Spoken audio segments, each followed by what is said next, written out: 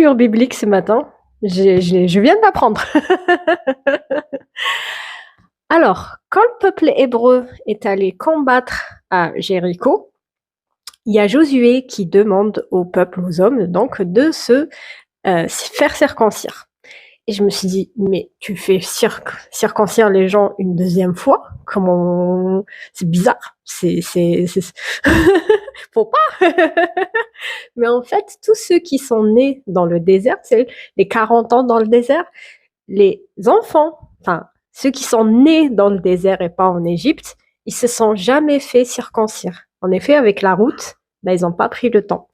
Donc, je te rappelle que la première circoncision qui a été faite, c'est du temps d'Abraham, hein, n'est-ce pas?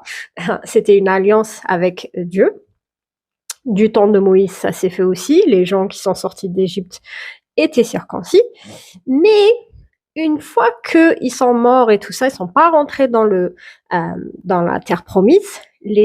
Ceux qui sont nés dans le désert pour aller dans la terre promise, eux, ils n'étaient pas circoncis. Du coup, Josué leur demande de se faire circoncire alors qu'ils s'apprêtent à faire la guerre à Jéricho. C'est quand même super intéressant. Je l'ai lu, puis je fais, ah tiens. Bien sûr, dans le Nouveau Testament, enfin, de nos jours, ce n'est plus une alliance que de se faire circoncire. On a une alliance avec Jésus-Christ et on est libre de le faire ou de ne pas le faire. Il y a encore des familles chrétiennes qui le font, mais c'est pas pour l'alliance, c'est vraiment pour une question d'hygiène. Après, on est tous adultes, on fait comme on veut, c'est-à-dire qu'on a une liberté en Jésus-Christ.